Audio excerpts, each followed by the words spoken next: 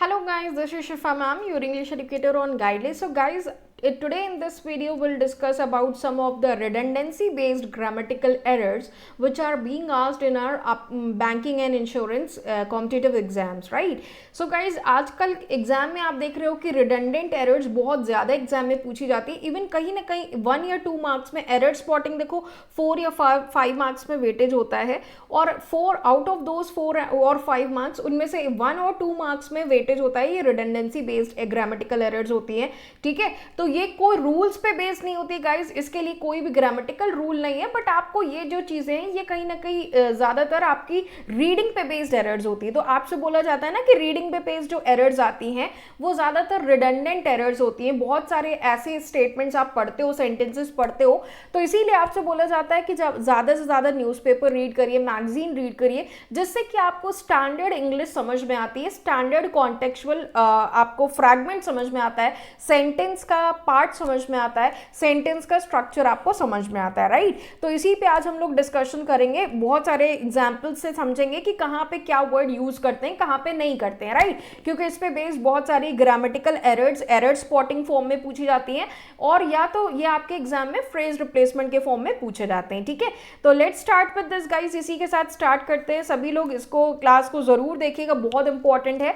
अब यहाँ पे पहले तो हम बात करेंगे कि ये होता क्या है, किस तरह से हमारे एग्जाम में आता है, क्या होता है, व्हाट इज इट, ठीक है. बहुत सारे बच्चों को ये नहीं पता है कि ये होती क्या है.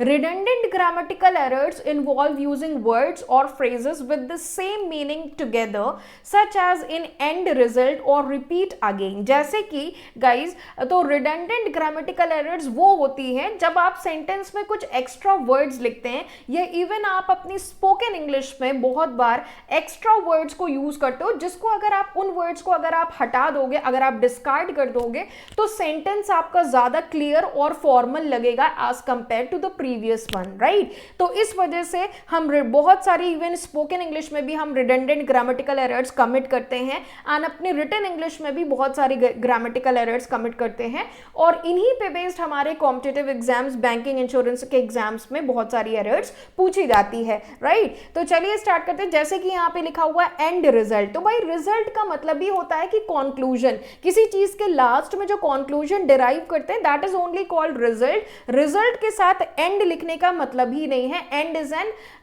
Absurd word, and is a redundant word here you can say. इसी तरह से फॉर एग्जांपल रिपीट अगेन, हम बोलते हैं ना can you please repeat again, तो अगर हम लिखेंगे कैन यू प्लीज रिपीट, तो दिस इज करेक्ट, ना कि हम लिखेंगे can you please repeat again. तो रिपीट इटसेल्फ मींस कि कोई चीज को दोबारा से बताइए, क्लियर. तो री, आर ई री, ये जो सफिक्स होता है ना री, इसका मतलब ही होता है दोबारा से कोई काम करना, ठीक है. री एग्जामिन, रिपीट, तो रिपीट का मतलब दोबारा से बताना, क्लियर. तो इसके साथ अगेन वर्ड का यूज नहीं करेंगे because again is a redundant term.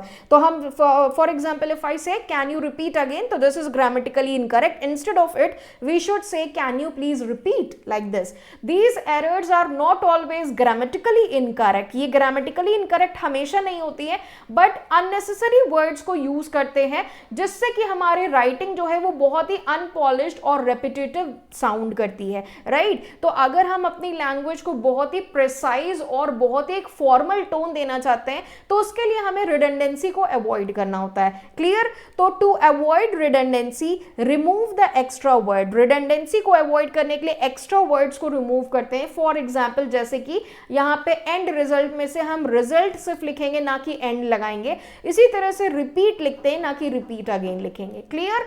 इसी तरह से अब कुछ और एग्जांपल्स यहाँ पे हम लोग देखेंगे जिससे कि हमें समझ में आएगा कि रिडंडेंट बेस्ड एरर्स होती क्या है और किस तरह से हम उनको एग्जाम में सॉल्व करते हैं एरर स्पॉटिंग फॉर्म में.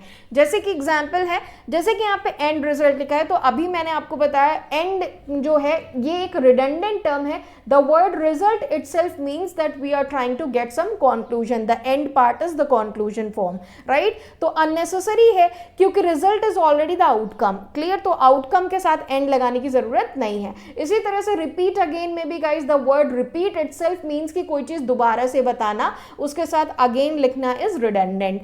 Like in the same way adequate enough is also a redundant form. Adequate and enough convey the same meaning. Either you right adequate और either you write enough. I have adequate enough knowledge on this issue. This is grammatically incorrect. I would say I have adequate knowledge on this issue, or if I can also say I have enough knowledge on this issue, right?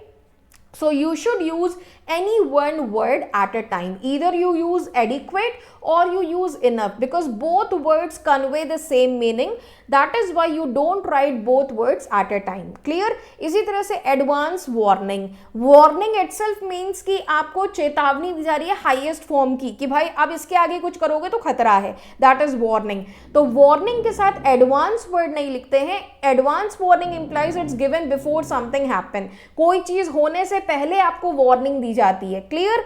तो आपको कोई अब जैसे कि for example we are trying to give warning that there might be huge chances of earthquake in the coming years, right? तो हम पहले से वार्न कर रहे हैं, लेकिन आप कंस्ट्रक्शन किए जा रहे हो तो एडवांस में वार्निंग देना इट इज इनकरेक्ट. क्लियर? तो वार्निंग का मतलब ही होता है पहले से दे रहे हैं वार्निंग, उसके लिए एडवांस वर्ड लिखना इज रिडंडेंट. रिटर्न बैक, ठीक है?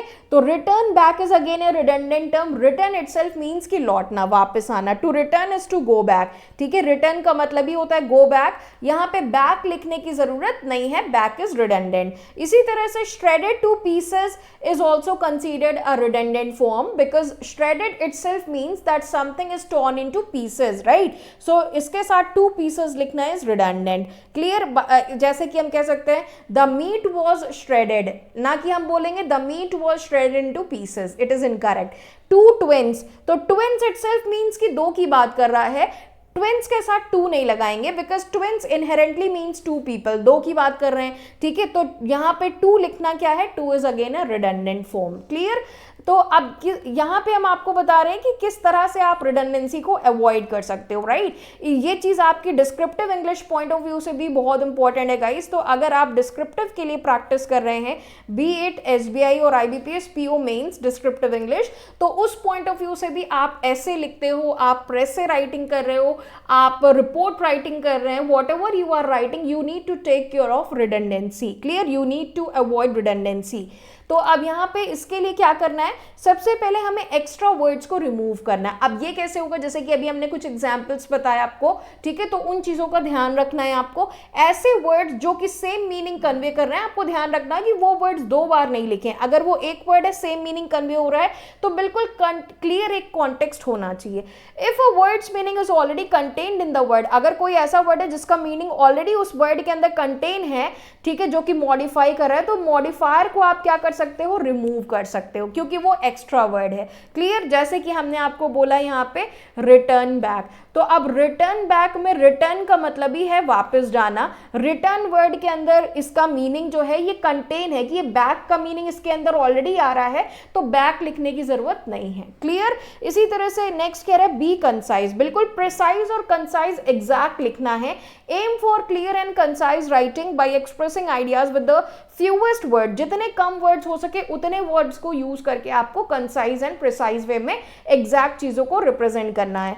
Next is check for synonyms. आपको सिनोनिम्स देखने, watch out for using two synonyms together. ऐसा तो नहीं है कहीं सेंटेंस में हमने दो वर्ड एक बार लिख दिया हो, एक वर्ड उसी का सिनोनिम लिख दिया हो जो सेम मीनिंग दे रहा है, तो वो भी आपका रिडंडेंट कहलाएगा. जैसे कि ये रिपीट कर रहा है सेम आइडिया को, तो इसको ध्यान रखना होता है. Review your writing. जब आप एक बार किसी चीज को लिख लो तो उसको ओवरऑल एक बार रिव्यू जरूर करें. आफ्टर ड्राफ्टिंग, ड्राफ्ट करने के बाद एक थोड़ा ब्रेक लें और उसके बाद अपने वर्क को एडिट करना जरूर सीखें, रिव्यू करें, जिससे कि आप रिडंडेंट फ्रेजेस को कैच कर पाएं और दूसरी जो भी एरर्स आपने कमिट की हुई है उसको आप देख पाओ, समझ पाओ, राइट? अब कुछ इसके एग्जाम्पल्स हैं, सेंटेंस करेक्शन के कुछ एग्जाम्पल्स हैं जो कि हम लोग यहाँ पे देखेंगे. अब जैसे कह रहे please combine the 3 departments into 1, तो ये सेंटेंस क्या करेक्ट है? नहीं, it is incorrect. This sentence is grammatically incorrect. Sentence correct क्या होना चाहिए? प्लीज कंबाइन द 3 डिपार्टमेंट्स, ठीक है? इनटू 1 क्या है? Into 1 is redundant. यहाँ पे इनटू 1 जो है ये एक रिडंडेंट टर्म है. क्यों रिडंडेंट है भाई? क्योंकि 3 डिपार्टमेंट्स को कंबाइन करना है and the word combine itself is having the meaning that उन तीनों को एक एक में कंबाइन कर रहे हैं। क्लियर? तो तीनों को मिलाकर एक बना दिया। कंबाइन वर्ड का मतलब ही होता है किसी को जोड़कर एक बना देना। ठीक है, बात समझ में आ रही है? तो that is why into is a redundant term here. Next example कह रहा है, would you please repeat again what you said? Again it is incorrect. Why? Because यहां पे repeat, the word repeat itself is having the meaning of again contained in it. That is why you don't need to write this word again. Clear? तो correct sentence would be, would you please repeat what you said? क्या आपने बोला, please आप उसको repeat करोगे, would you please repeat what you said? This is the correct statement. Clear? Because again is again a redundant word because the word repeat itself is containing the word again in its meaning, right? अगला word है, अगला statement है, the new innovations were startling। startling का मतलब क्या होता है? startling का मतलब होता है surprising। ठीक है, तो जो नए innovations थे वो बहुत confusing थे। तो भाई innovation का मतलब ही होता है कोई चीज जो कि नई है, इसके लिए new लिखने की जरूरत नहीं है। So the correct statement would be the innovations are startling. Neither we don't write the new innovations because the word innovation itself is containing the meaning of the thing new. Clear बात समझ में आ रही है? तो I hope guys ये आपको ये session बहुत पसंद आया है रिडंडेंट बेस्ड एरर्स का। इसको देखिएगा जरूर। ठीक है, और अगर आपको पसंद आ रही है तो do join my Telegram group. मेरे स्टफ्स अगर आपको पसंद आते हैं, मेरी चीज़ें आपको पसंद आ रही है, मेरी क्लासेस पसंद आ रही है, the way I teach you like it, so please do not forget to join my Telegram group. This is the link of my Telegram group wherein you get session PDFs just after the end of the sessions so that you can revise the sessions from there। And इसी के साथ साथ यहाँ पे आपको English sessions के insights मिलते हैं जो मैं गाइडली यूट्यूब चैनल पे लेती हूँ। Clear? So thank you everyone, have a nice day. और इसी के साथ साथ आप गाइज गाइडली पे at present there are lucrative offers running at Guidely, so you all can avail those offer before they ends, right? So आप ले सकते हो बंडल PDF कोर्स अगर आप प्रैक्टिस करना चाहते हो बल्क में क्वेश्चंस की। मॉक टेस्ट अगर आप सिर्फ खरीदना चाहते हो तो 9 मंथ्स की वैलिडिटी आप यहाँ पे 175 रुपीज में ले सकते हो। और हमारा सुपर प्लान गाइडली का जिसमें कि सब कुछ आपको, सारी सर्विसेज आपको यहाँ पे 6 मंथ्स की वैलिडिटी के साथ मिलेगी। इतने प्राइस में 12% ऑफ मिलेगा, इसको भी आप अवेल कर सकते हो अभी। ठीक है, तो अगर सेशन पसंद आया तो लाइक जरूर करिएगा, अपने और बाकी फ्रेंड्स एंड कलीग्स के साथ शेयर जरूर करिए। और अगर आप गाइडली यूट्यूब चैनल पर नए हैं तो भाई सब्सक्राइब जरूर कर लीजिए। क्लियर? थैंक यू एवरीवन, मिलते हैं नेक्स्ट क्लास में। Till then bye, stay safe, take care, thank you for watching.